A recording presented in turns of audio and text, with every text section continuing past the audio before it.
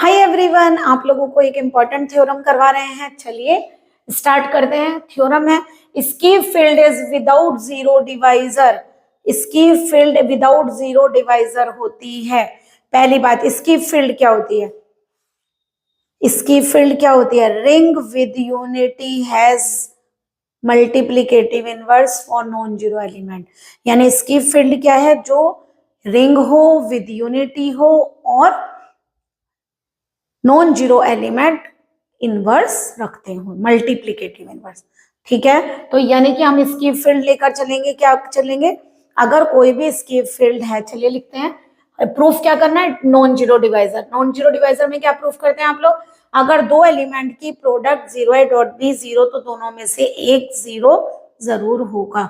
तो चलिए सबसे पहले हम लेकर चलते हैं let d plus dot b a इसकी फील्ड, दैट इज क्या लिखेंगे? D is a ring, D is a ring with unity and each non-zero element of D has its multiplicative inverse, has its multiplicative inverse. देखिए हमने क्या लिखा? हमने लिखा D plus dot, कोई इसकी फील्ड है। प्लस डॉट क्यों लिया? आप लोगों को पता है रिंग में दो ऑपरेशन वर्क करते हैं, एक प्लस और एक डॉट लिया हमने। तो अगर D प्लस डॉट एक इसकी फील्ड है, तो इसका मतलब D क्या होगा? रिंग विद यूनिटी भी होगी और each non zero element has its multiplicative inverse. Her non zero element अपना मल्टीप्लीकेटिव इनवर्स रखेगा। और हमें प्रूफ क्या करना है? Without zero divisor. चलिए मान लीजिए हम दो एलिमेंट लेकर चलते हैं। माना ए और बी दो एलिमेंट डी में हैं और हमने लिया a is not equal to zero, such that हमने बोला a dot b equal to क्या है? जीरो। ठीक है, ये हम लेकर चले। क्यों? क्योंकि अगर ए डॉट बी जीरो है तो हमें क्या दिखाना है? या तो ए जीरो होगा या बी जीरो होगा। चलिए अभी से प्रूफ करने के लिए क्या करेंगे? क्योंकि ए नॉट इक्वल टू जीरो है, that is A inverse exist in D. अभी आप लोगों ने क्या बोला? हर नॉन जीरो एलिमेंट जो डी में है वो अपना मल्टीप्लीकेटिव इनवर्स रखता है। ए जीरो नहीं है, इसका मतलब ए इनवर्स एग्जिस्ट करता है। That is from first. बताइए फर्स्ट में क्या करें? ए इनवर्स से मल्टीप्लाई करिए। ए inverse A dot be left पर भी और राइट पर भी। तो बताइए क्या बनेगा? बाई एसोसिएटिव प्रॉपर्टी ऐसा कर सकते हैं। A inverse dot A B अलग करिए इक्वल टू ए इनवर्स की जीरो से होगी तो क्या होगा? जीरो, है ना? By associative property. Bracket change किए ना, तो हमने कौन सी प्रॉपर्टी लगाई? एसोसिएटिव। एंड ए इनवर्स की जीरो से क्या आएगा? जीरो। अब बताइए ए इनवर्स इनटू ए क्या होता है? आइडेंटिटी। तो कितना हो गया? A into b equal to zero. इसका मतलब क्या हो गया? B is equal to zero. तो बताइए आप क्या लेकर चले थे? दैट इज क्या निकाल लिया? ए डॉट बी जीरो है, इम्प्लाइज क्या निकल कर आया? B is equal to zero है। इसका मतलब प्रूफ हो गया ना कि अगर हम दो की प्रोडक्ट को जीरो लेकर चलते हैं तो बी, ए को जीरो नहीं लिया तो बी जीरो आ गया। ऐसे ही देखिए सिमिलरली अगर हम बी को जीरो ना लेकर चले, similarly if B is not equal to zero implies क्या होगा? बी इनवर्स एग्जिस्ट, क्योंकि each non zero element has its multiplicative inverse. अब ये बताइए हम क्या लेकर चले हैं? ए डॉट बी जीरो है, ठीक है, B inverse exist such that हम क्या लेकर चल रहे हैं? ए डॉट बी जीरो है, क्योंकि बी इनवर्स एग्जिस्ट करता है तो हम क्या करें? बी इनवर्स से इस साइड और बी इनवर्स से इस साइड प्रोडक्ट करिए।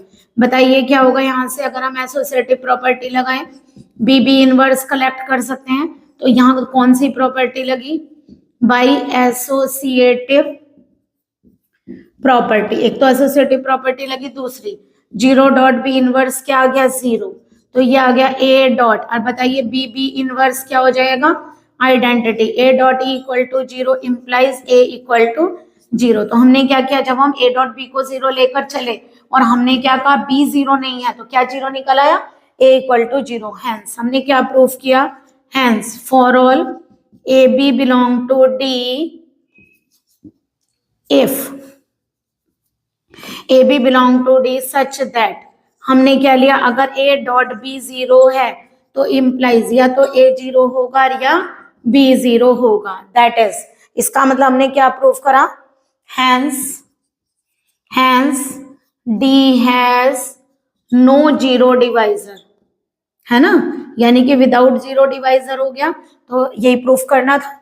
हैंस आप क्या लिखेंगे लास्ट में, देयरफॉर इसके फील्ड इज, देयरफॉर लास्ट में क्या लिख कर आएंगे, देयरफॉर इसकी field D is without zero divisor, without zero divisor. एक बार फिर देख लीजिए हमने क्या माना, डी प्लस डॉट एक इसकी फील्ड है, तो इसकी फील्ड का मतलब वो रिंग होगी विद यूनिटी होगी, and each non zero element has it's multiplicative inverse होगा।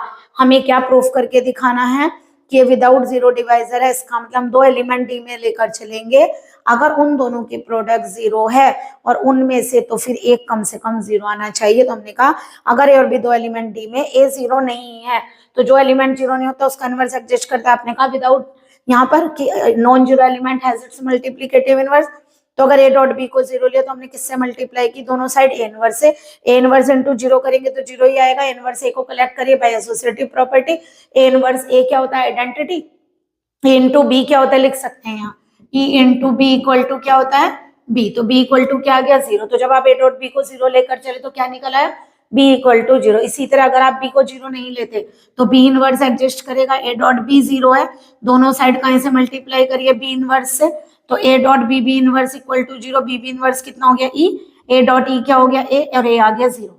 तो हमने क्या कहा, अगर ए बी डी में बिलोंग करता है सच दैट और ए डॉट बी जीरो है तो इंप्लाइज क्या लिखेंगे, ए इक्वल टू जीरो और बी इक्वल टू जीरो।